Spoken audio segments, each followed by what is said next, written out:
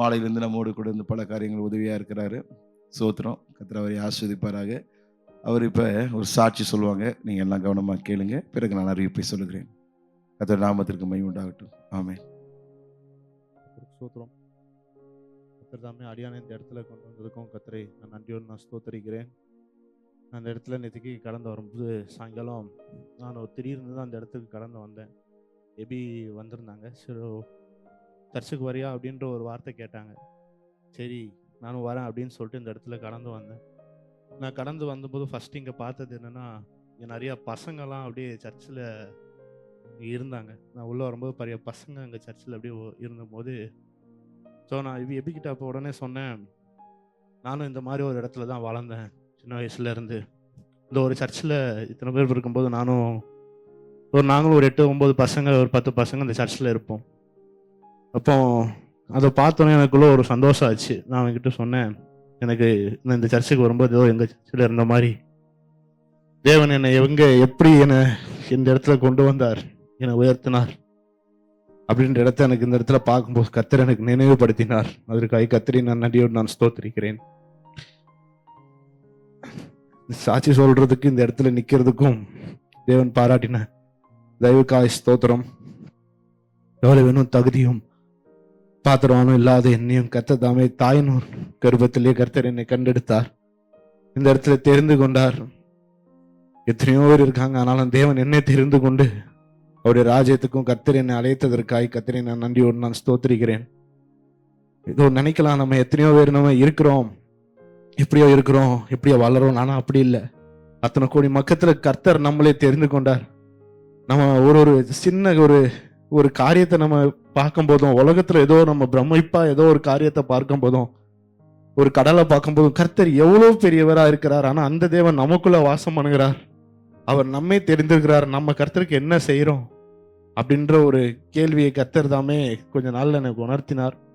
இந்த இடத்துல சாட்சி சொல்றதுக்கு கிருபை கொடுத்த பாஸ்டருக்கு நான் ஸ்தோத்தரிக்கிறேன். அது மாத்திரம் இந்த இடத்துல இருக்கும்போது தேவன் என்னை குறித்து ஒரு சாட்சி என்ன அப்படின்னா, நான் சின்ன வயசுல இருந்து ஒரு 3ஆம் கிளாஸ்ல தேவனுடைய ஆலயத்துல இருந்து வளர்ந்தேன். நான் பெருங்குடியில் நான் 3ஆறுல பிறந்தேன். ஒரு 3 வயசு வரைக்கும் நான் எங்க அம்மா அப்பா கூட இருந்தேன். அப்புறம் எங்க பெரியப்பா சென்னையில ஏசிய பெருங்குடி அப்படின்னு சொல்ற இடத்துல ஊழியம் பார்த்துக்கிட்டு இருந்தாங்க.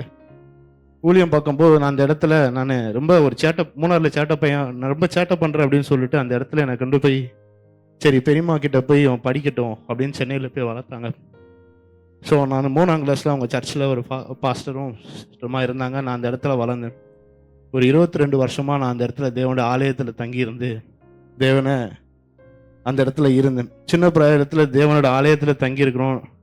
ஞாயிற்றுக்கிழமை ஆனாலே ஒரு சந்தோஷமா இருக்கும். ஏன்னா நிறைய பேர் வருவாங்க, நிறைய சர்ச்சில் எல்லாருக்கும் இருக்கும். மற்ற நாளில் நானே பெரியப்பா அப்படி 3 பேர் இருப்போம். ஞாயிற்றுக்கிழமை இந்த சனிக்கிழமை ஆனாலே ஒரு ஜாலியாக இருக்கும். ஏன்னா சாயங்காலம் எல்லாருமே விசுவாசிங்க வருவாங்க, இந்த ஜோமுனுவாங்க. அவங்க கூட ஒரு தாயும் ஒரு அன்பும் ஒரு சகோதரர் போல ஒரு ஸ்நேகம் இருக்கும். எப்படா ஞாயிற்றுக்கிழமை வரும், சனிக்கிழமை வரும்ன்ற பார்க்கிற நாள்கள் தான் அதிகமாக இருந்தது. கர்த்தர் அந்த மாதிரி எங்களை வளர்த்தார். சின்ன வயசுல இருந்து தேவனோட ஆலயத்தில் இருந்தனால ஒழுங்கையும் தேவன் எங்களுக்கு கற்றுக் கொடுத்தார். எப்படி கர்த்தரை துதிக்கணும், அதிகாலை 4 மணிக்கு எழுந்துச்சு ஜோம் பண்ணும். என் பெரியம்மா பெரியப்பா ஊழியத்தில் இருந்தனால அவங்க ரொம்ப பக்தி வைராக்கியம் உள்ளவங்க. கர்த்தர் எங்களை வளர்த்தாங்க. 4 மணிக்கு நான் சின்ன பையன், ஒரு 3 மணி 3ஆம் கிளாஸ் 3rd ஸ்டாண்டர்ட் படிக்கும்போது கூட எனக்கு நல்லா ஞாபகம் இருக்கு. ஆனால் சின்ன பையன் தூங்கிட்டுன்னு விட மாட்டாங்க. 4 மணிக்கு எழுந்திரிச்சு முட்டி போட வச்சு கை தூக்குவாங்க. 1 மணி நேரம் முட்டி போட்டு கை தூக்கிட்டு நிற்போம் 4 மணிக்கு. அது அப்போ தெரியாது. நான் என்னடா இவங்க தூக்கத்தில் எழுப்பி 4 மணிக்கு முட்டியை போட்டு கையை தூக்கி வைக்கிறாங்களே, அவங்களுக்கு பயந்து கொஞ்சம் நல்லா சோத்திரம் பண்ணோம். ஆனால் அப்படியே போய்கிட்டு இருந்துச்சு. ஒரு 10th ஸ்டாண்டர்ட் கிட்ட வரும்போதும் நான் சர்ச்சுக்கு, எனக்கு என்னென்னா ஞாயிற்றுக்கிழமை வந்தால் ஜாலியாக இருக்கும். சர்ச்சில் எல்லாருமே நிறைய பேர் வருவாங்க, பசங்கள்லாம் வருவாங்க, விளையாடலாம். அது மாதிரி நான் இந்த வெளியே போய் விளையாடுறது அந்த மாதிரி எனக்கு எதுவும் தெரியாது. நான் சர்ச்சுக்குள்ளே இருந்தனால சர்ச்சில் இருப்போம், அவ்வளோதான். ஸ்கூலில் போயிட்டு விளையாடுவோம், பசங்க கூட இருப்போம், அவ்வளோதான். நான் சர்ச்சிலேருந்து இந்த வெளியே போய் கிரிக்கெட் விளையாடுறது அந்த மாதிரி எதுவும் அந்த இது கிடையாது. சர்ச்சுக்குள்ளே வளர்க்கப்பட்டேன். ஒரு 10th ஸ்டாண்டர்ட் வரும்போது எனக்குள்ள ஒரு ஆசை இருந்தது.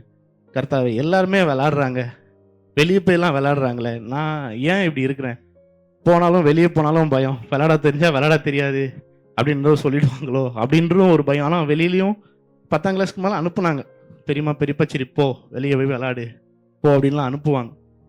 அதனால எனக்கு பயம், விளையாட தெரியாதோ, நம்மளுக்கு இவ்வளவு நாள் இருந்துட்டுமே, நல்லா இதோட நல்லா குண்டா இருப்பேன். இப்போ போயிட்டு ஏதாவது சொல்லுவாங்களோ, விளையாட தெரிஞ்சா அசிங்கமா இருக்குமோ அப்படின்லாம் பயந்த நாட்களும் உண்டு. ஆனால் தேவன் அந்த 10th ஸ்டாண்டர்ட் அப்போ தான் என்ன பண்ணாரு, ஒரு நான் வருவேன், சர்ச்சில் இருப்போம், சர்ச்சில் தங்கியிருக்கோம், அவ்வளோதான். தேவனை பற்றி அறிவு இருக்காது, கர்த்தர் யார் அப்படின்ற அறிவு இருக்காது. பெரியம்மா பெரியப்பா அவங்க இருக்கிற அந்த பயத்தினால என்ன பண்ணுவோம், ஒரு பயபக்தி இருக்கும் ஒழிய உண்மையான பயமும் உண்மையான தேவனை தேர்ந்து கொள்ளுதலும் இல்லை. 10th ஸ்டாண்டர்ட் முடிஞ்சது. 10th ஸ்டாண்டர்ட் முடிஞ்சு நான் அந்த ஸ்கூல் லீவில் ஜாலியாக இருக்கலாம் அப்படின்ற போது இருக்கும்போது தான் ஒரு நாள் சர்ச்சில் என்ன பண்ணாங்க, இந்த ஃபாஸ்டிங் ப்ரேயர்னு ஒன்று வச்சு இந்த பரிசுத்தாவின் கூட்டம்னு ஒன்று வச்சாங்க. பரிசுத்தாவின் கூட்டத்தில் வச்சிருக்கும்போது நிறைய பேர் பரிசுத்தாவி பெற்று அபிஷேகம்லாம் பெற்றுக்கிட்டு இருந்தாங்க. ஸோ அந்த பரிசுத்தாவி அபிஷேகம் படும்போது எனக்குள்ள ஒரு வாஞ்சு, கர்த்தாவே என்ன என்னென்னவோ பேசுகிறாங்க, ஒன்றும் எனக்கு புரியலையே, அவங்களுக்கு மட்டும்தான் கிடைக்குமா, எனக்கு கிடைக்காதா அப்படின்னு சொல்லிட்டு நான் இருக்கும்போது என்னை அறியாமே நான் தூக்கி எறியப்பட்டேன். கர்த்தர் என்னை அபிஷேகித்தார். அந்த வருடத்தில் எனக்கு தெரியாது. ஆனால் இந்த 10th ஸ்டாண்டர்டில் அந்த லீவில் அந்த ஒரு கரெக்டாக அந்த ஈஸ்டர் சமயத்தப்ப ஞானஸ்தானத்துக்கும் கர்த்தர் என்னை ஒப்பு கொடுத்தார். ஞானஸ்தானத்துக்கு 10ஆம் கிளாஸில் ஒப்பு கொடுத்தேன். கர்த்தர் என்னை மாட்டினார். ஆனால் நான் 10th வந்து நான் நல்ல மார்க்கு இல்லை, மேக்ஸ்லலாம் ஜஸ்ட் பாஸ் தான் ஆனேன். கர்த்தர் எனக்கு வந்து பயம், நான் சயின்ஸ் குரூப் எடுக்கணும்னு ஒரு ஆசை. ஆனால் அது கர்த்தர் எனக்கு எடுக்கணும்னு ஆசை, ஆனால் என்னால் நான் எடுத்த மார்க்குக்கு என்னால் எடுக்க தர முடியாது அப்படின்ற மாதிரி சொல்லிட்டாங்க. ஸோ 11th 12th வந்து நான் ஒரு காமர்ஸ் குரூப் எடுத்தேன். ஆனால் எனக்கு தெரியாது அந்த இடத்துல வந்து தேவன் என்னை ஆளுகை செய்ய ஆரம்பிக்கிறார், தேவன் என்னோட கூட இருக்கிறார் அப்படின்றது எனக்கு தெரியாது. நான் என்ன பண்ணேன், 11th 12th என்னோட ஆட்டிடியூடே கொஞ்சம் சேஞ்ச் ஆச்சு அப்படின்னா, தேவனை அதாவது அம்மா அப்பா சொல்லி கொடுத்து எனக்கு இருந்த பக்தியோட தேவனை யார், தேவன் எப்படிப்பட்டவர், இவ்வளோ பெரிய தேவன், நம்முடைய தேவன், இந்த தேவன் நம்ம தேவனை பணிஞ்சு கொள்கிறோம், நம்ம எப்படி இருக்கணும், நம்ம மற்றவங்களோட ஒரு வித்தியாசம் காட்டணும் அப்படின்ற மாதிரி என்ன தேவன் 11th 12th நான் அந்த மாதிரி ஒரு ஸ்கூலில் இருந்தேன். ஆனாலும் அந்த இடத்துல கர்த்தர் என்னை வந்து உயர்த்தினார். நான் 10th கம்மி மார்க் எடுத்தேன், நான் 12th நான் ஸ்கூல் ஃபர்ஸ்ட் எடுத்தேன். தேவன் என்னோட ஆளுகை செய்தார். நான் காமர்ஸில் சென்டம் எடுத்தேன், எக்கனாமிக்ஸில் சென்டம் எடுத்தேன். நான் வாழ்க்கையில் சின்ன வயசுலேருந்து நான் ஃபஸ்ட் ரேங்க் எடுத்ததே கிடையாது. எனக்கு ஒரு ஆசை இருந்துச்சு, 100 மார்க் எடுத்ததே கிடையாது. நான் 99 வரும், 98 வரும், 100 வராது. எனக்கு ஒரு ஆசை. ஆனால் நான் ஃபஸ்ட்டு எடுத்த முதல் 100 வந்து நான் 12th தான் எடுத்தேன், சென்டம் எடுத்தேன். எனக்கு ஸ்கூலில் எனக்கு கர்த்தர் என்னோட இருக்கார் அப்படின்னு நான் உணர்ந்தேன். ஆனால் அந்த தேவன் அப்படியே வீட்டுக்கு பிடிச்சி கொடுத்தேன். அப்புறம் கர்த்தாவே ஸ்கூல் முடிஞ்சிச்சு, காலேஜ் அப்படின்னு நல்ல மார்க் கிடைச்சனால நான் லோயலா காலேஜ்னு சொல்லி சென்னையில் லோயலா காலேஜ் தான் போகணுன்னு எல்லாருக்கும் ஒரு ஆசை இருக்கும். நான் அந்த காலேஜுக்கு போகணும் அப்படின்னு சொல்லிட்டு என்னோட ஆசை. நான் போனேன். நான் போயிட்டு அந்த இடத்துல ஃபார்மை கொடுக்கும்போது என் ஃபார்மை பார்த்தோன்னே தூக்கி போட்டாங்க. தூக்கி போட்டுட்டு பெண்டிகோஸ் பசங்களுக்கெல்லாம் தர முடியாது அப்படின்னு ஒரு இது சொன்னாங்க. நான் எனக்கு உடஞ்சி, கர்த்தாவே மார்க்கும் இருந்துச்சு, பெண்டிகோஸ்க்கு பசங்களை தரமாட்டாங்களா, என்ன அர்த்தம் அப்படின்னு நான் ஒரு 2 நாள் ஒரு ரொம்ப மனம் கசந்து ஒரு மாதிரி இருக்கும்போது நான் எம்சிசி காலேஜிலும் போட்டிருந்தேன். கர்த்தர் அந்த இடத்துல எனக்கு 2வது பேர் என் பேர் இருந்தது. பிகாம் ரெகுலர்ல எனக்கு 2வது பேர் கர்த்தர் தந்தார். அதுவும் நல்ல காலேஜ். அந்த இடத்துல போகும்போதும் கர்த்தர் அதான் சொல்லியிருந்தார், உன் நினைவுகள் என் நினைவுகள் அல்ல, உன் வழிகள் என் வழிகள் அல்ல. அது மாதிரி கர்த்தர், நான் வந்து ஒரு சயின்ஸ் குரூப் ஆசைப்பட்ட, கர்த்தர் நான் காமர்ஸ்க்கு கொண்டு வந்தாங்க. நான் லோயலா காலேஜ் ஆசைப்பட்டேன், ஆனால் எம்சிசி. ஆனால் எனக்கு தெரியாது, நான் வந்து அதுக்கு தான் நான் ப்ரையாரிட்டி கொடுத்தேன். இதுக்கு தான், இதை தான் என்னோட தேவை, இதுதான் என்னோட வாஞ்ச அப்படின்ற மாதிரி நான் கொடுத்தேன். ஆனால் அது கிடையாது. கர்த்தர் அந்த இடத்துல இருந்து எல்லாத்துலேயும் நான், ஆனால் கொஞ்ச நாள் கழிச்சு தான் ரியலைஸ் பண்ணேன், கடவுள் என்னை எல்லாத்துலேயும் எனக்கு பெஸ்ட்டும் பெர்ஃபார்மன்ஸ் நல்ல பெஸ்ட்டு தான் கொடுத்துருக்காரு. ஸ்கூல்லையும் நான் படிச்சிருக்கும்போது நான் அந்த ஸ்கூல் தான் பெஸ்ட். நான் படித்த காலேஜ்லேயும் அப்போ தான் எம்சிசி ரேங்க் ஹோல்டரில் டாப் வருது. அந்த இதில் பிகாம் எம்காம் படித்தேன். இந்த இடத்துல நான் தேர்ட் படித்தேன். ஆனால் அந்த இடத்துலையும் கர்த்தர் என்னை வந்து ஏவ தொடங்கினார். அப்போ வந்து எங்கள் பெரியம்மா என்ன பண்ணாங்க, இந்த காலேஜில் இருக்கும்போது காலேஜ் படிச்சுட்டு வருவேன், மதியானம் கரெக்டாக 1 மணிக்கு 1 மணிக்கு காலேஜ் முடியும், வீட்டுக்கு வந்துடுவேன். வீட்டுக்கு வந்தவங்க பெரியம்மா என்ன பண்ணாங்க, ஒரு சர்ச்சில், எங்கள் சர்ச்சில் ஒரு சின்ன பையன், ஒரு 5ஆம் கிளாஸ் பையன் இருக்கும். அந்த பையன் தான் எங்கள் வாழ்க்கையில என்ன பண்ணுறது ஒரு பெரிய திருப்பு முனையாக இருந்தான். அந்த பையன் என்ன பண்ணான், ஒரு வாட்டி இந்த சர்ச்சில் மனப்பாட வசனம் படிக்கணும் அப்படின்னு சொல்லிட்டு ஒரு இடத்துல படிச்சுக்கிட்டு இருக்கும்போது அந்த பையன் ரோமர் 8 அதிகாரத்தை ஃபுல்லாக மனப்பாடமாக சொன்னான். அந்த பையனுக்கு படிக்க தெரியாது. அவங்க அப்பா என்ன பண்ணுவாங்களாம், ஸ்கூலுக்கு கூட்டிகிட்டு போயிட்டு வரும்போது அந்த பையனுக்கு வந்து ஒரு வசனத்தை காலையில் சொல்லுவாங்களாம். அந்த பையன் அந்த காலைல வீட்டில இருந்து ஸ்கூலுக்கு போகிறதுக்குள்ள அந்த வசனத்தை படிச்சிருவான். திருப்பி வரும்போது சாயங்காலம் அந்த வசனத்தை அவர் கேட்பார். கேட்கும்போது அவன் அந்த வசனத்தை அவன் படிக்கலைன்னா அவனுக்கு கொட்டு விழுகும். அவன் அந்த பையன் என்ன பண்ணான்னா, அந்த கொட்டுக்காக பயந்து அந்த வசனத்தை வந்து ரோமர் 8 அதிகாரத்தை அந்த பையன் 3rd ஸ்டாண்டர்டோ 2nd ஸ்டாண்டர்டோ படிக்கிற பையன் தான். இன்னைக்கு அவன் காலேஜ் முடிச்சுட்டான். College 2nd standard 2nd year என்னமோ படிக்கிறான். அந்த பையன் என்ன பண்ணான், அந்த பையன் வந்து இருக்கும்போது அந்த பையன் ஒரு நாள் சர்ச்சில் வந்து இந்த ரோமர் எல்லாரும் முன்னாடி வந்து ரோமர் 8 அதிகாரத்தை மனப்பாடமாக சொன்னான். சொல்லும்போது அன்னைக்கு சர்ச்சில் அந்த ஒரு அபிஷேகத்தை அந்த மாதிரி பார்த்ததே கிடையாது. ஒரு சின்ன பையன் இவ்வளோ சொல்கிறான் அப்படின்னு சொல்லிட்டு ஒரு சர்ச்சிலே ஒரு அபிஷேகம் பயங்கரமாக வந்துச்சு. அது என்ன பண்ணுச்சு அந்த அபிஷேகம் அப்படின்னு கேட்டிங்கன்னா, சர்ச்சில் இருக்கிற ஒருவரும் மனப்பாடம் பண்ணணும், ஒருத்தரும் வேதத்தை மனப்பாடம் பண்ணணும் அப்படின்னு சொல்லிட்டு ஒரு எழுப்புதலை உண்டாக்குச்சு. அப்போ அன்னைக்கு எங்கள் பெரியம்மா ஒன்று சொன்னாங்க, இந்த சைடு பார்த்துட்டு, ஒரு சின்ன பையனாலும் ஒரு ரோமர் 8 அதிகாரம் படிஞ்சா ஒன்னாலேயே ரோமர் முழுவதும் படிக்க முடியாதுன்னு கேட்டாங்க.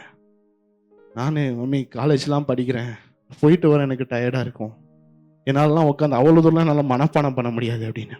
நீ சும்மா ட்ரை பண்ணி பாரு அப்படின்னு சொல்லிட்டு அந்த இடத்துல வந்து ரோமர் 1 அதிகாரத்தை எனக்கு ஒரு வாரம் டைம் கொடுத்தாங்க, நீ படி அப்படின்னு. நானும் சரி ட்ரை பண்ணுவோம், ஆனால் ஃபஸ்ட்டு ஒரு இதாக இருந்து படித்தேன். சரி என்னத்தை படிக்க, சரி சொல்லிட்டாங்களே அப்படின்னு பயிர்த்தோன்னு சொல்லிட்டுனால நான் அந்த இடத்துல படித்தேன். ரோமர் 1 அதிகாரம் ஒரு வாரம் டைம் கொடுத்தாங்க. நான் 3 நாளில் படித்து சும்மா விளையாட்டுக்காக போய் படித்து போய் சொல்லுவோம் அப்படின்னு சொல்லிட்டு 1 அதிகாரத்தை ஃபுல்லாக போய் சொன்னேன். ட்ரை ஃபார் 2nd அப்படின்னாங்க. 2 அதிகாரத்தை ட்ரை பண்ண அப்படின்னாங்க. சரி அதையும் படிச்சிடுவோம், அதுக்கப்புறம் என்ன விட்டுறணும் அப்படின்னு சொன்னோன்னே சரி 2 அதிகாரத்தை படித்து இப்போ அப்படியே சொன்னேன். இப்படியே கொஞ்சம் கொஞ்சமாக போச்சு.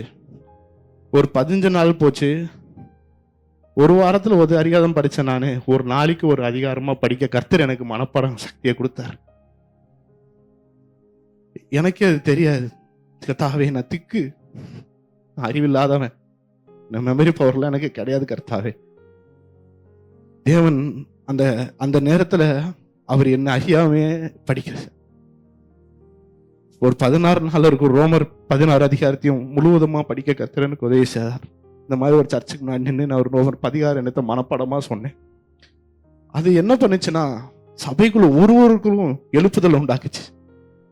ஒரு பிரதர் என்ன பண்ணாரு, நான் ஆதியாகமத்தை ஃபுல்லாக படிக்கிறேன், இன்னொருத்தர் யாத்திராகமத்தை ஃபுல்லாக படிக்கிறேன் அப்படின்னு சொல்லிட்டு அந்த ஒரு வருஷத்துல எங்கள் சர்ச்சில் எல்லாரும் மெம்பரும், ஒரு சின்ன பையன் ஒரு 5ஆம் கிளாஸ்ல இருக்கிற ஒரு பையன் ஒரு ரோமர் 8 அதிகாரத்தை படித்தது கடைசியில் சர்ச்சில் இருக்கிற ஒருவரும் ஒரு வசனம் ஒரு அதிகாரம்னா அவங்களுக்கு வந்து என்ன சொல்லணும்னா, இப்போ சின்ன பையன்கிட்ட போய் கேட்டா, அந்த பையன்கிட்ட போய் ஒரு சின்ன பையன்கிட்ட போய் கேட்டா, என்னடா எத்தனை படிக்கிற அப்படின்னு கேட்டனா, என்னண்ணே ஒரு அதிகாரம்னு சொல்கிற, ஒரு புக்குண்ணே அப்படிம்பான். ஒரு புக்கு படிக்கிறேனே, யூதா படிக்கிறேனே அப்படின்னு மாதிரி சொல்லி அது ஒரு சர்ச்சில் ஒரு எழுப்புதல் உண்டாக்குச்சு. இது எதுக்கு சொல்கிறேன் அப்படின்னு கேட்டிங்கன்னா, நான் காலேஜுக்கு போகும்போது அந்த எம்சிசியில் பழைய வழிகள் இருக்கும். அதில் இடத்துல வந்து கர்த்தர் என் வழியை எந்தில் நடக்கணும் அப்படின்றதுக்காக, கர்த்தர் என்னை சீர்படுத்துறதுக்காக, என் மைண்டை, நான் பலவீனம் உள்ளவன் கர்த்தர் எனக்கு தெரியும், பலவீனம் உள்ளோன்றதுக்காக கர்த்தர் என்ன பண்ணார், அந்த மைண்டை டைவெர்ட் பண்ணுறதுக்காக வசனத்தை படிக்க வச்சார். நான் வசனத்தை படிப்பேன், பைபிள் என்ன பண்ணுவேன், இந்த ரோமரை அப்படி அந்த பார்ட்டை மட்டும் கிழிச்சு என் பாக்கெட்டில் எப்போவுமே வச்சுருப்பேன். பஸ்ஸில் போகும்போது எனக்கு எந்த டிஸ்ட்ராக்ஷனும் வராது. எனக்கு மைண்டுக்குள்ளே ரோமர் ஃபுல்லாக ஓடிக்கிட்டே இருக்கும். இது வரும்போது திருப்பி எடுத்து அந்த அதிகாரத்தை நான் பார்ப்பேன், பைபிள் உள்ள வச்சு அப்படியே பார்ப்பேன். காலேஜில் எனக்கு மைண்ட் ஓடிச்சு. அதனால காலேஜ் படிப்பு கெட்டு போயிடுமா அப்படின்னா கெட்டு போகல. எனக்கு அந்த இடத்துல ஃபஸ்ட்டு செமஸ்டரில் போய் எங்கள் பாட்டி இறந்துட்டாங்க. செமஸ்டர் அப்போ கரெக்டாக எங்கள் பாட்டி இறந்துட்டாங்க. என்னால் அந்த செமஸ்டர் அட்டன் பண்ண முடியல. இப்போ 7 பேப்பர் நினைக்கிறேன், 7 பேர்.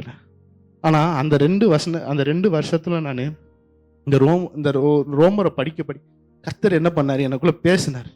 என்னோட காலேஜில் நான் தனியாக இருப்பேன், மற்ற பசங்களுக்கு எல்லாம் தனியாக இருப்பேன், நான் ஏதோ படிச்சுக்கிட்டே யோசிச்சுக்கிட்டே இருப்பேன். ஆனால் எனக்கு தெரியாத நான் எப்படி காலேஜ்லேயும் நான் 2nd செமஸ்டரில் எக்ஸாம் எழுதினேன்.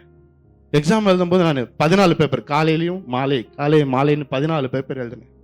ஆனால் அந்த 2nd செமஸ்டர்லேயும் சேர்த்து நான் தான் ஃபஸ்ட்டாக வந்தேன். நான் காலேஜ்லேயும் நான் தான் ஃபஸ்ட்டாக, அந்த 2 செமஸ்டர்லையும் நான் தான் ஃபஸ்ட்டாக வந்தேன். இல்லை, இது நான் பெருமைக்கோ இதுக்கோ சொல்லலை. என்னன்னா, இங்கே நான் இந்த இடத்துல நான் வந்து பார்க்கும்போது இங்க இருக்கிற பசங்களை நான் வந்த உடனே அந்த ஆலயத்துக்குள்ள என்ட்ராகும் போது இங்க இருந்த பசங்க, அந்த நரேஷ், இந்த ஜோனத்தன், இவங்களெல்லாம் இந்த இடத்துல நான் பார்த்தேன். பார்க்கும்போது நான் இந்த இடத்துல இருந்த மாதிரி எனக்கு ஒரு இதா இருந்துச்சு. அதனால கர்த்தருடைய என்ன சொல்ல வரேன் அப்படின்னா, என் நாமத்து நிமித்தம் எவன் என்னுடைய ஆலயத்தின் தாழ்பாலை பூட்டுவான், அந்த அவளுக்கு நான் பிரதிபலனை தருவேன்னு கர்த்தர் இந்த இடத்துல சொல்லியிருக்கிறார். ஸோ நான் ஒரு சாட்சி தான். என்கிட்ட ஒன்றும் கிடையாது, அம்மா அப்பா பெரிய இது கிடையாது, பேக்ரவுண்டு எனக்கு கிடையாது. நான் மட்டும்தான் சின்ன பையனா ஒரு இடத்துல ஒரு சர்ச்சுக்கு வந்தேன். எனக்கு எங்க பாட்டி சொன்ன எனக்கு ஒரே ஒரு வசனம் தான், உன்னை அந்த இடத்துல தேவன் ஏறி செல்ற கழுது குட்டியா உன்னை அந்த இடத்துல கொண்டு போய் விடுறேன் அப்படின்னு அந்த பாட்டி சொன்னாங்க. எனக்கு அந்த 10ஆம் கிளாஸ் வரைக்கும் என் மைண்ட்ல இருந்து நான் ஒரு கழுத குட்டி இந்த இடத்துல இருக்கணும், ஒரு கழுத குட்டி அப்படின்னு சொல்லிட்டு, அப்போதான் அந்த குட்டி நானையா கழுதை குட்டி நானையான்னு ஒரு பாட்டு இருக்கும், அந்த இதில் அப்படியே நாங்கள் இருந்தோம். இந்த 10ஆம் கிளாஸுக்கு அப்புறம் எனக்கு ஒரு நல்ல அந்த ஸ்கூலு, அப்புறம் நல்ல காலேஜ், இதே 3 வருஷம் போச்சு. இந்த மாதிரி முடித்தேன். அப்புறம் என்ன பண்ணாங்க எங்கள் பெரியம்மா, ரோமரை மட்டும் ஏன் படிக்கிற, நீதிமொழிகளை படி அப்படின்னா. அப்புறம் ஒரு அதிகாரம்னு சொன்னவங்க இப்போ புக்காக போயிடுச்சு, நீதிமொழிகளை படினாங்க. எத்தனை நாள் டைம்? 30 நாள் உனக்கு டைம், ஒரு நாளைக்கு ஒரு அதிகாரம்னு சொல்லிட்டு 30 நீதிமொழிகளை படிக்கணும் அப்படின்னாங்க. கர்த்தர் அதையும் படிக்க உதவி செய்தார், அதையும் படித்தேன். அதை நான் சொல்லும் போது, இது நான் கரெக்டாக காலேஜ் 3rd இயரில் படித்தேன். படித்து சொல்லும்போது 3rd இயரில் படிச்சுட்டு சர்ச்சில் சொன்னேன். ஆனால் அந்த ஆசீர்வாதம் எனக்கு தெரியாது, அதை படித்த அந்த ஆசீர்வாதம் எனக்கு அப்போ தெரியாது. எனக்கு ஒன்றும் தெரியல, நார்மலாக இருக்கிற மாதிரி இருக்கும். சில நேரம் இதாக இருக்கும், என்ன வசனத்தையே படிக்கிறோமே, மற்ற பசங்கள்லாம் அப்படி போகிறாங்களே, மற்ற பசங்கள்லாம் ஜாலியாக விளையாட போகிறானுங்களே, நம்ம என்ன வசனத்தை படிச்சுட்டு இருக்கோம்னு சில நேரம் தோணும். ஆனால் கர்த்தர் நமக்குள்ளே இருந்து செய்கிற காரியங்கள் நம்மளுக்கு தெரியாது. அதுதான் உன் நினைவுகள் என் நினைவுகள் அல்ல அப்படின்னு. இந்த 3rd இயர் கரெக்டாக பிகாம் முடித்தேன், நல்ல மார்க்கோட முடித்தேன். கர்த்தர் அதுக்கப்புறம் எல்லாருமே நிறைய பசங்க கேம்பஸ் இன்டர்வியூவில் செலக்ட் ஆனாங்க, அந்த இடத்துல போனாங்க. இப்போ நான் 10th வரைக்கும் எனக்கு ஒரு சின்ன ஆசை இருந்துச்சு, எல்லாருமே விளையாடுறாங்களே நம்ம விளையாடலையே அப்படின்னு சொல்லிட்டு. நான் காலேஜ் முடிச்சு என்ன பண்ணாங்க, அதில் நான் 10thலையும் நம்ம இப்படி தேவனுடைய வசனத்தை படிக்கும்போது அதில் இருக்கிற நன்மை என்ன வரும் அப்படின்னா, தேவன் நம்மளோட ஃப்ரெண்ட்ஸ் எல்லாம் ஃபில்டர் பண்ணுவாங்க, நீ யார் கூட சேரணும் யார் கூட சேரக்கூடாது அப்படின்னு. தேவன் அன்னைக்கு எனக்கு ஒரு 3 ஃப்ரெண்ட்ஸை தந்தாங்க. ஒன்று எபினேசர், இன்னொன்று சென்னுன்னு ஒருத்தர் இருக்கான், இன்னொரு பையன், 3 பேர் தந்தாங்க. எனக்கு நிறைய பேர் படித்தாங்க. நான் அந்த இடத்துல நான் ஒரு காலேஜில் இருக்கும்போது, எபி சீனியர், காலேஜ் எங்களுக்கு முடிச்சுட்டு ஒரு சீனியராக இருந்தோம். நாங்கள் பார்த்து நான் அந்த இடத்துல அந்த காலேஜில் இருக்கும்போது 3rd இயரில் எபி என்ன பண்ணுவார், இந்த எம்சிசி காலேஜுக்குள்ளே ஒரு ஜோல்னா பை மாதிரி போட்டுக்கிட்டு நின்றுட்டு அந்த இடத்துல நின்று காலேஜ் அத்தனை பேர் நத்துல நின்று சுவிசேஷம் சொல்லுவான். இவன் சுவிசேஷம் சொல்லுவான். நான் எனக்கு யோசிப்பேன், எப்படி இவன் தைரியமாக சொல்கிறான், இத்தனை பேர் பசங்க முன்னாடி இருக்கவன் அவன் ஒரு கும்மலை ஒரு பசங்களை உட்கார வச்சு அவங்களுக்கு சுவிசேஷம் சொல்லிக்கிட்டு இருப்பார் இவர். அப்போ இவன் பார்த்தா, என்ன இவன் சுவிசேஷம் சொல்கிறாரு, நம்மளுக்குலாம் ஏன் அப்படி சொல்ல முடியல, வெக்கமாக இருக்கே, ஒரு சுவிசேஷத்தை சொல்கிறதுக்கு நம்மளுக்கு வெக்கமாக இருக்கு, ஆனால் எப்படி ஒரு தைரியமாக அவ்வளோ சொல்கிறாரு அப்படின்னு சொல்லிட்டு நான் இவரை பார்ப்பேன், பார்க்காத மாதிரி போயிடுவேன். ஏன்னா பார்த்தா இவர், ஆனால் தெரியும் எனக்கு, இவர் பார்த்தா நம்மளும் எங்கே சுவிசேஷம் சொல்ல வச்சிருவானோ அப்படின்ற ஒரு பயத்தில் என்ன பண்ணுவேன், இவரை பார்த்துட்டு பார்க்காத மாதிரி ஓடிடுவேன்.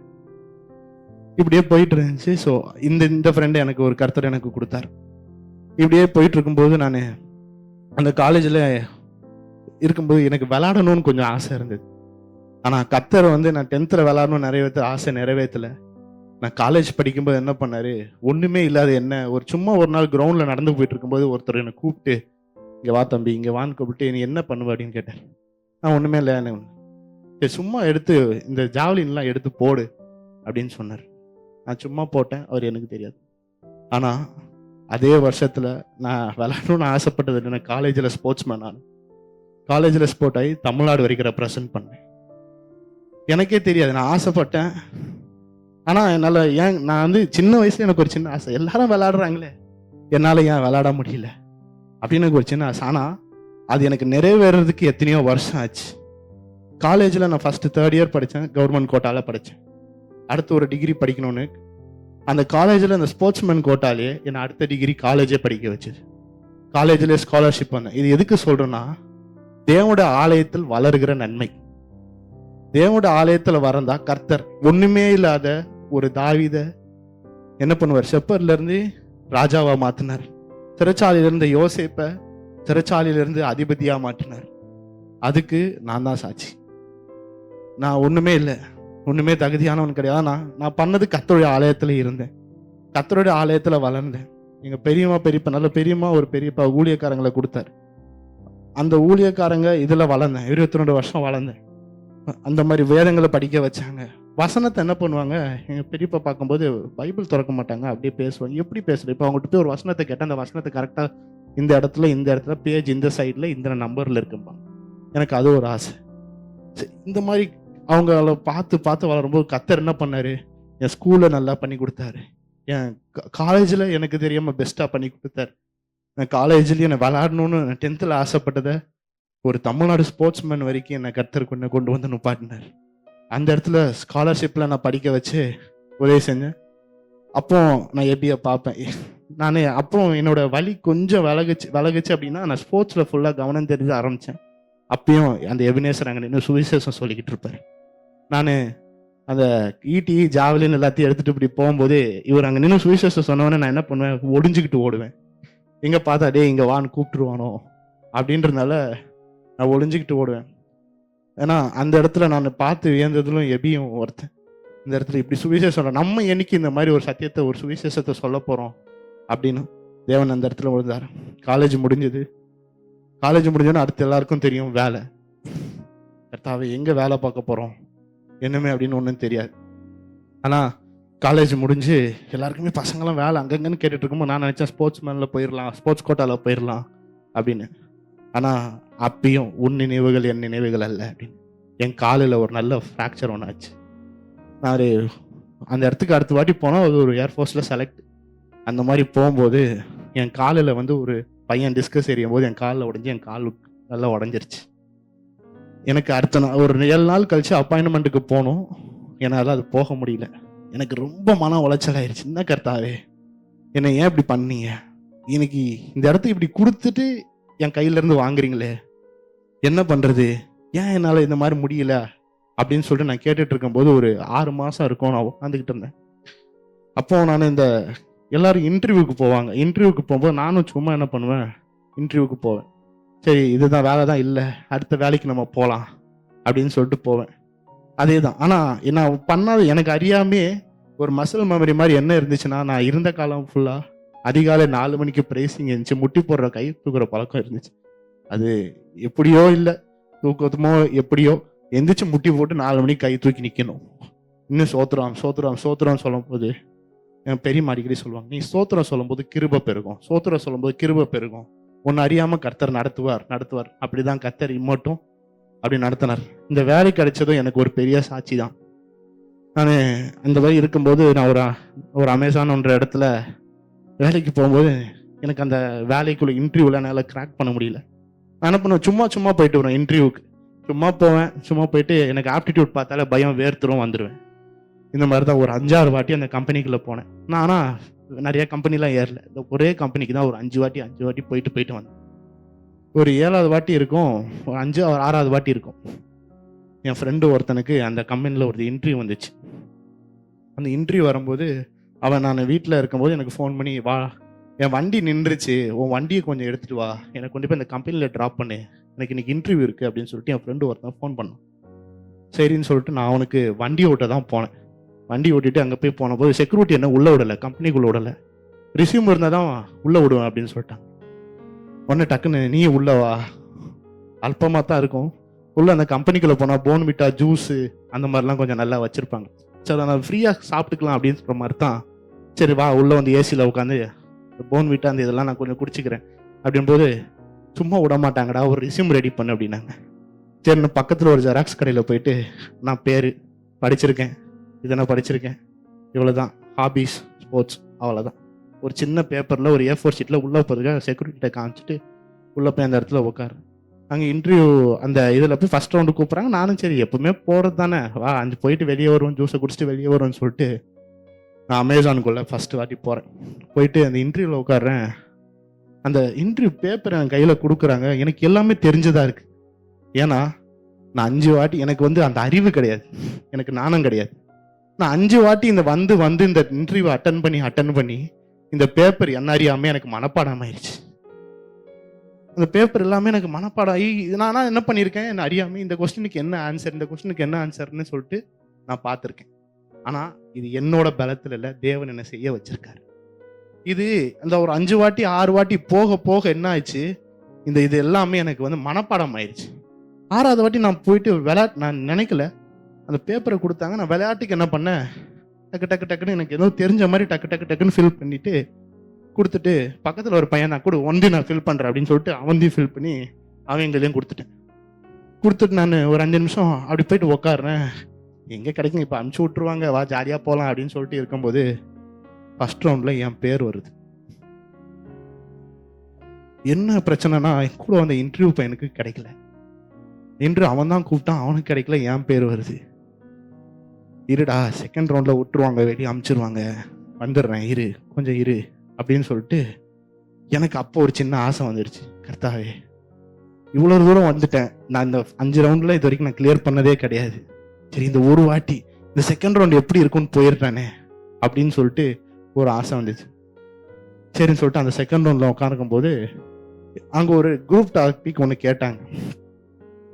எல்லாருமே பயங்கரமா பேசுறாங்க, இங்கிலீஷ்ல பயங்கரமா பேசுறாங்க, எல்லாம் பேசுறாங்க. நம்மளுக்கு தோ தாத்தா தான் வராது.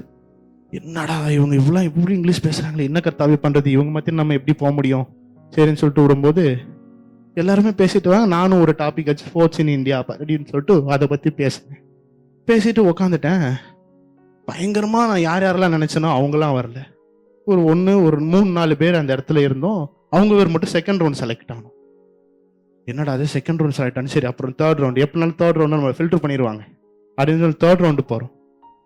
இப்படியே போய் கடைசியில் 7 ரவுண்டு ஆச்சு. அமேசானில் 7வது ரவுண்டு போயிட்டு நான் அதான் மேனேஜர் ரவுண்டு.